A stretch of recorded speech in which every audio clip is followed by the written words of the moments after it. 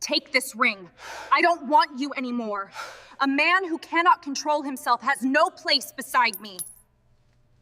For a few seconds after Zareth walked away, no one moved. The hall, which had been filled with quiet pride just moments ago, now felt heavy and uncertain. The large screen behind the altar slowly went dark, but the images it had shown remained in everyone's mind. A whisper started somewhere in the middle row. Then another. Then more. What was that? Did you see it? Is that really him? The voices were low, careful, but impossible to stop. At the altar, Selim Dravik still stood where she had left him. The ring was in his hand. He hadn't closed his fingers around it. He hadn't spoken. He hadn't even moved. For the first time in a very long time, he looked like a man who had no control over what was happening around him. One of his family members stood up quickly. "Turn that off," the man snapped, even though the screen was already blank. Another stepped forward, lowering his voice. "Selim, say something." But what could he say? That it wasn't real? Too many people had seen it? That it was taken out of context? No one in that room believed in accidents. That it meant nothing? It clearly meant everything. His jaw tightened. Finally he spoke. "This is being misunderstood," he said, trying to steady his voice. "There are things you don't." "Don't?" Another voice cut in sharply from behind. It came from the Virexian side. Controlled. A warning, not a request. The message was clear. Backhand index pointing right. "Do not make this worse." The tension shifted immediately. No shouting followed. No argument broke out. Because in that room, people understood something very important. This was no longer a wedding. This was a situation. And situations like this had consequences. From the front rows, several guests slowly stood up. Not in panic, not in shock, but in quiet decision. Some began to leave. Others stayed, watching carefully as if trying to understand how far this moment would go. Phones were already in hands. Messages were already being sent. Outside that hall, the story had already begun to spread. At the far end, one of Selim's senior relatives leaned closer to him. "You should have handled this before today," the man said quietly. Selim didn't respond. Because he knew. This was no longer something that could be handled. Across the room, the Virexian representatives remained seated a little longer than everyone else. So, unreadable. Then one by one they rose. No anger. No embarrassment. Just quiet withdrawal. That was more frightening than any reaction. Because it meant one thing. Backhand index pointing right, they were done. Completely. And when the Virexian covenant was done with something, it did not return to it. At the entrance of the hall, Zareth did not stop walking. Her steps were steady. Unhurried. As if nothing unexpected had happened. As if everything had gone exactly the way she intended.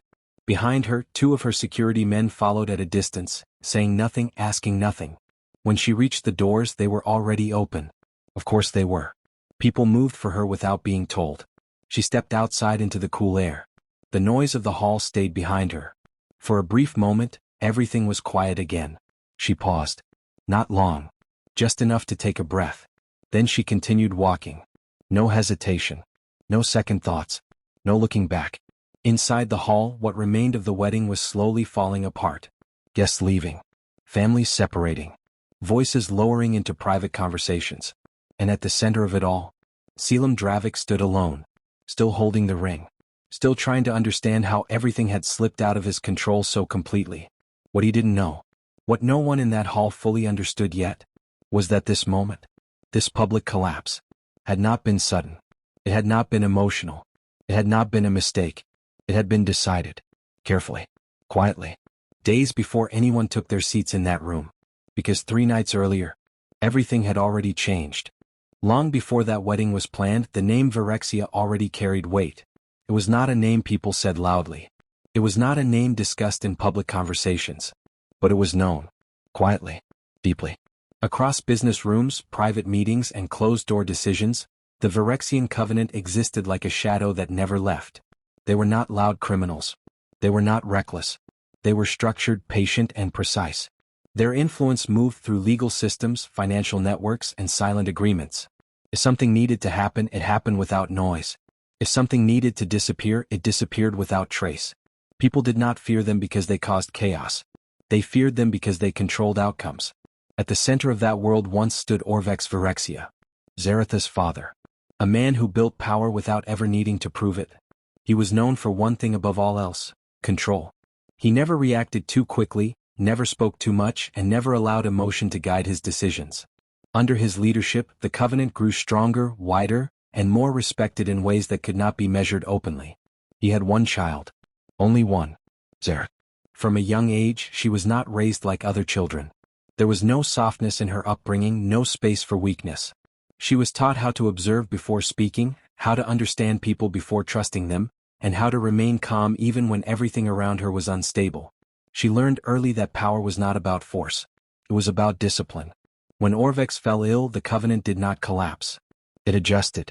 Quietly, the responsibility began to shift. Zareth stepped forward, not loudly, not dramatically, but steadily. She sat in meetings, listened more than she spoke, and when she did speak, people noticed. Not because she raised her voice, but because she was always certain. After his passing, there was no public announcement, no ceremony declaring her as the new leader. There didn't need to be. Everyone already knew. Zareth Vyrexia had taken control. And under her, nothing became weaker. If anything, the Covenant became more precise, more calculated, and more difficult to read. But power came with a cost. Zareth lived surrounded by people, yet separate from all of them. Conversations around her were careful. Relationships were measured. Even loyalty had conditions. There were no easy friendships, no simple trust, no place where she could exist without being watched or evaluated. She did not complain.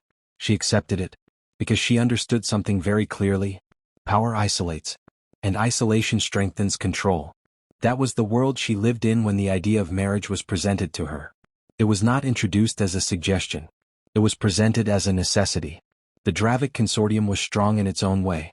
Their control over medical institutions, research funding, and political influence made them valuable allies. A union between the Covenant and the Consortium would not just benefit both sides. It would stabilize their positions in ways that no single move could achieve. It would create balance. Two powerful structures supporting each other. Two systems aligned. Two families bound by agreement instead of uncertainty. Zareth did not accept immediately. She considered it carefully. She understood what it meant. This was not about companionship. It was not about connection. It was not about building a life with someone she chose. It was about strengthening what already existed. And in her world, strength came first. So she said yes. Not because she believed in the man. Not because she desired the union. But because she understood the purpose. Because in the world of the Vyrexian Covenant, decisions were not made based on feeling. They were made based on necessity. The marriage was never about love. It was about balance. The name Dravic carried a different kind of power. Where the Vyrexian Covenant moved in silence, the Dravic dynasty stood in the open. Their influence was not hidden behind shadows. It was written across buildings, printed on official documents, and spoken in professional circles with respect. They owned hospitals. Not just one. Several. Large, modern, well-funded institutions that handled everything from emergency care to advanced surgical research. Their reach extended into medical boards, licensing authorities, and policy discussions. Decisions made within the Dravic circle did not stay there. They shaped outcomes across entire systems. Doctors built careers under their influence, and lost them just as quickly. Within those hospitals there was an unspoken rule. Do your work. Stay within your limits. Do not challenge what you cannot control. Because everyone understood something without needing to say it, the Dravics decided who rose, and who disappeared. At the center of that structure stood Selim Dravic. He was everything his name suggested. Composed, well-spoken, confident without appearing arrogant. He moved through hospital corridors with ease, greeted by staff with respect, acknowledged by senior consultants with approval. His presence brought attention but never disruption. He knew how to speak, when to speak, and how much to reveal. Patients trusted him. Colleagues admired him. Administrators supported him. He had built a reputation that seemed solid from every angle. But reputation was not the same as character. And behind the control he showed publicly, there were cracks. Small at first, then larger. Selim understood the system better than most people because he had grown inside it. He knew how decisions were made, how complaints were handled, and how situations could be managed before they became problems. If something went wrong, it could be corrected quietly. If someone spoke too much, they could be silenced professionally. Not through threats. Through consequences. A transfer. A suspension. A career that simply stopped progressing. Fear did the rest.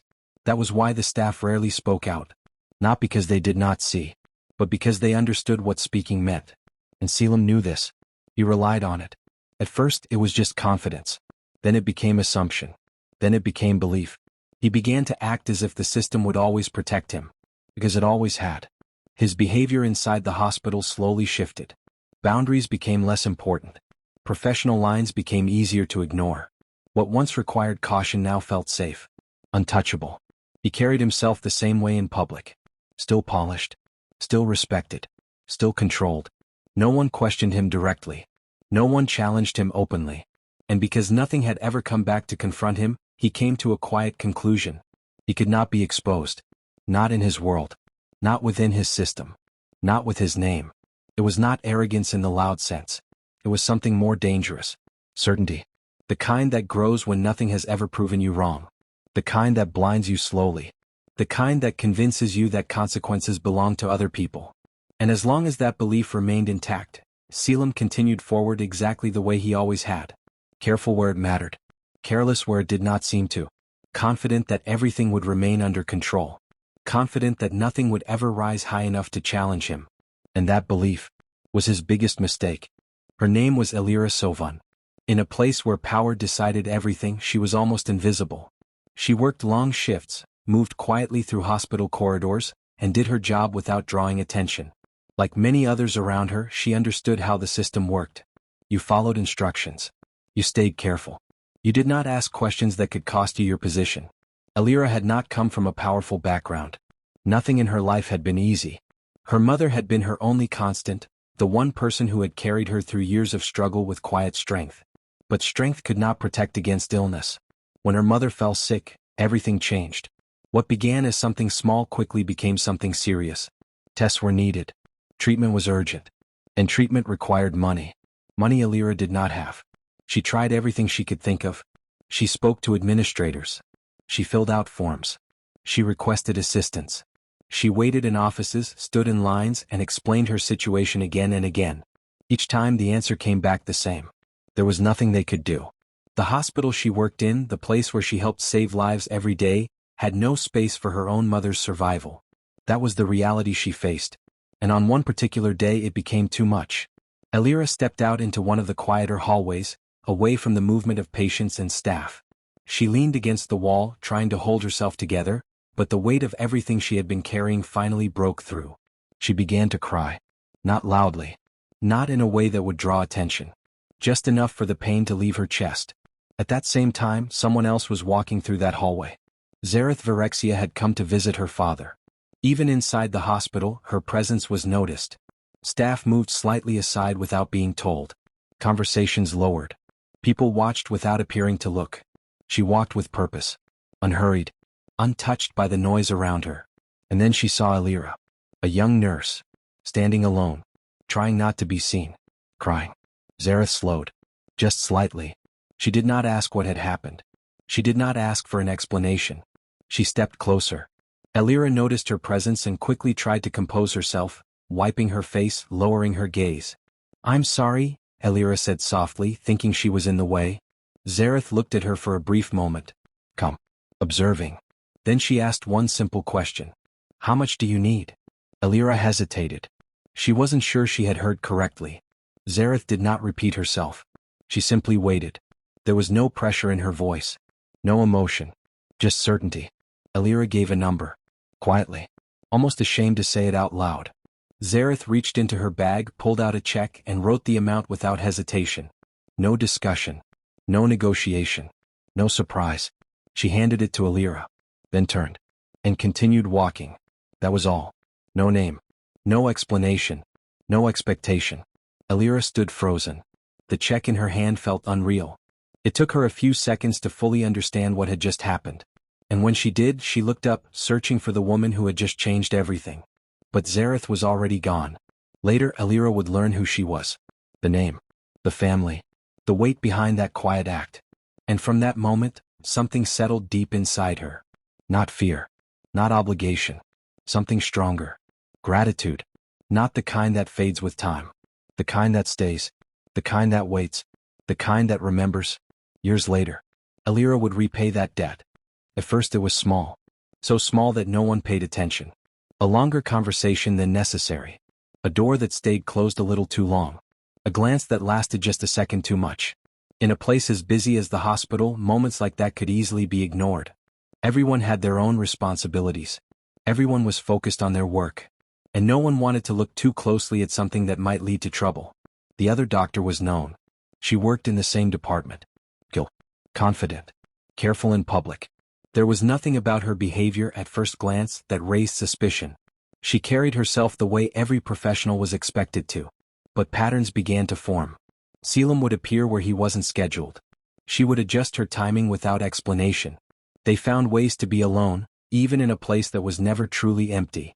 At first it was subtle. Then it became familiar. And eventually it became bold. The space between caution and carelessness began to shrink. Doors were closed without concern. Conversations lowered, but not enough.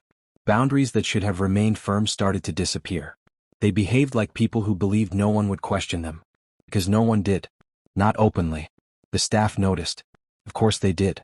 Hospitals are places where people see everything even when they pretend not to. Small details are hard to hide in environments built on constant movement and shared spaces. But no one spoke. Because speaking was not simple. Selim was not just another doctor.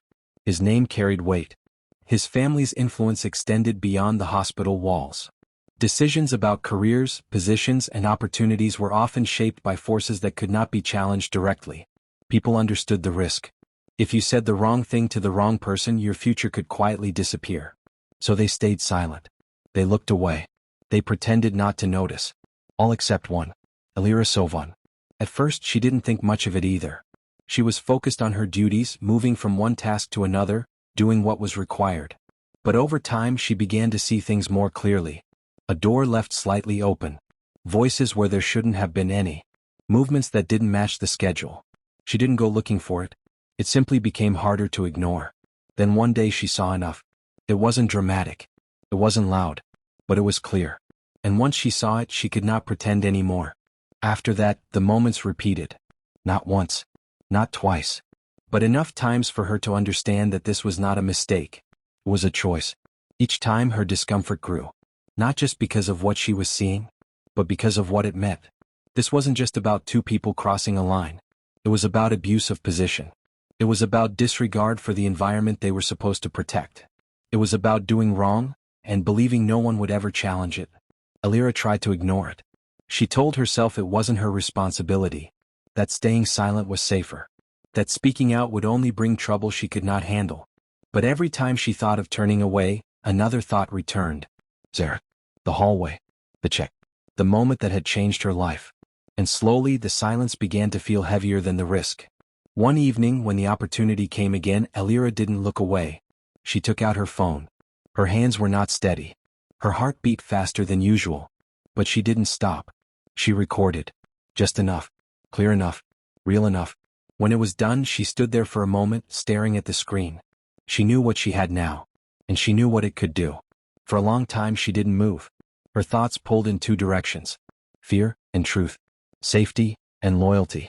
One choice would protect her. The other would change everything. She took a breath. Then made her decision. Later that night she sent the video. No announcement. No name. Just the truth delivered quietly. And once it was sent, there was no taking it back.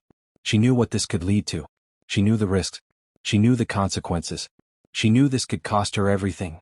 But she sent it anyway. The message arrived without warning. No name. No explanation. Just a file. Zareth noticed it late in the evening, long after most of the day's responsibilities had been handled. The room around her was quiet. No voices. No movement. Just the soft glow of a single light and the silence she was used to. She looked at the file for a moment. Then opened it. The video began to play. At first, there was nothing unusual about it. A familiar setting. A private space. The kind of place where conversations happen without interruption. Then the figures became clear. And so did the truth. Zareth did not react. Her expression did not change. Her posture remained the same. Her breathing steady. She watched until the video ended. Then she sat there in silence. Not shocked. Not confused. Just still. After a few seconds she played it again. This time she watched more closely. Not the obvious parts. The details. The way the door had been closed. The timing of the moment. The lack of hesitation. Things most people would not notice. things that mattered to her. The video ended again. She did not rush to any conclusion. She did not reach for her phone. She did not call anyone. Instead, she leaned back slightly and allowed the silence to settle around her. Her stillness changed. Not outwardly. But something within it became sharper, colder, more defined. The kind of stillness that comes when a decision begins to form. She played the video a third time. Not because she doubted what she saw, but because she wanted to understand it completely. Every angle, every implication, every consequence. By the time it ended, there was no uncertainty left. The truth was clear. And once something became clear to Zareth, it did not remain undecided. She closed the file. The room returned to silence. For a brief moment, she allowed herself to think through the simplest option. She could confront him, call him, ask for an explanation, handle it privately, resolve it quietly. That would have been the easier path, cleaner, contained. But it did not sit well with her, because what she had seen was not a private mistake. It was not a moment that could be dismissed or explained away. It was a decision, repeated, confident, unconcerned with consequence. And that meant something else.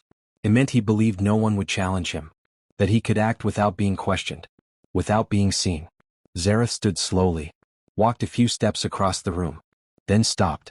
Her thoughts had already moved past confrontation. She was no longer asking what had happened. She was deciding what to do with it. And once that shift happened, everything became simple. She would not call him. She would not argue. She would not give him the chance to control the situation with explanations or carefully chosen words. No, she would let the truth speak. Not in private, not in silence, but where it could not be denied, where it could not be hidden, where it would be seen clearly, by everyone who believed in the image that had been built. Because in her world, there were moments that required quiet resolution, and there were moments that required something else. Clarity. She understood exactly which one this was. Her decision settled completely. No hesitation. No doubt. The wedding would continue. Exactly as planned. But not for the reason anyone expected. She returned to her seat. The room still silent. The night unchanged. Except for one thing. Everything that was supposed to happen had already been rewritten. Because Zareth had made her choice. Some truths deserved witnesses. And she had chosen hers carefully. She decided the world would see him. The way she did. By the time the guests left the hall, the story had already begun to spread. Not slowly. Not quietly. Within hours, messages moved across private networks, business circles, and professional groups. The video that had played inside that room did not remain there. It traveled. It was discussed. It was questioned. And then it was believed. For Selim Dravik, the collapse was immediate. The image he had built over years began to crack in a matter of hours. People who once spoke highly of him grew silent. Conversations that used to include his name stopped mentioning it. Those who had supported him now stepped back, not openly but carefully. Because in his world, distance was a form of judgment. Inside the Dravik consortium, the tension was worse. Meetings were held behind closed doors.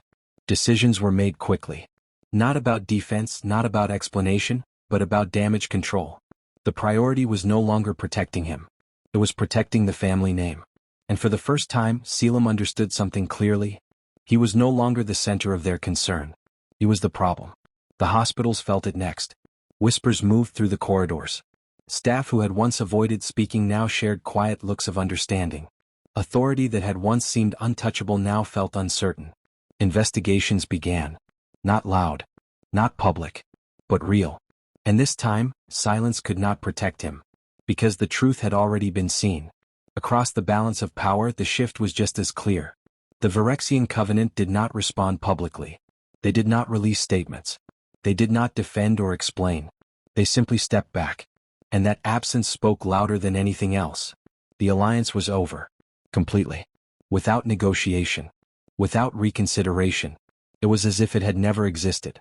For those who understood power, the message was simple. Zareth had made her decision. And it would not be reversed.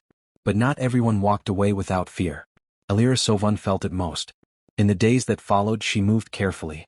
Her actions became more controlled. Her presence quieter than before. Every sound, every glance, every unexpected moment made her heart tighten slightly. She knew what she had done. And she knew what it could mean. If anyone traced the video back to her, there would be consequences. Serious ones. So she stayed silent. waited, watched. But something unexpected happened. Nothing came. No questions. No accusations. No sudden removal from her position. No quiet disappearance. Instead, everything remained the same, at least on the surface. Then one day, as she moved through a hallway she knew well, she saw a familiar figure standing at the far end. Still, composed, unmistakable. Zareth Phyrexia. Alira slowed, her steps uncertain for the first time in a long while. Zareth turned slightly, her eyes meeting Alira's. There was no surprise in her expression. No confusion. Just recognition. She stepped closer. Come. Measured. You repaid a debt, Zareth said. Her voice was steady. That was never demanded. Alira lowered her gaze slightly, unsure what to say. But before she could respond, Zareth turned and walked away. No reward. No further words. Just understanding. And protection. Because from that moment, Alira knew something without being told. She was safe. Not by chance. But by decision. And in the world Zareth controlled, that meant everything. In the end, nothing about the situation returned to what it had been. Not the alliance. Not the reputation. Not the balance of power. But for Zareth, none of that mattered. She stood where she had always stood. Alone. Not because she had no one. But because she chose clarity over comfort. Power over illusion. Truth over convenience. And in her world, that was the only choice that lasted. Some alliances are built on power. But the strongest decisions are built on truth. Thanks for watching. Don't forget to like, share and subscribe for more videos.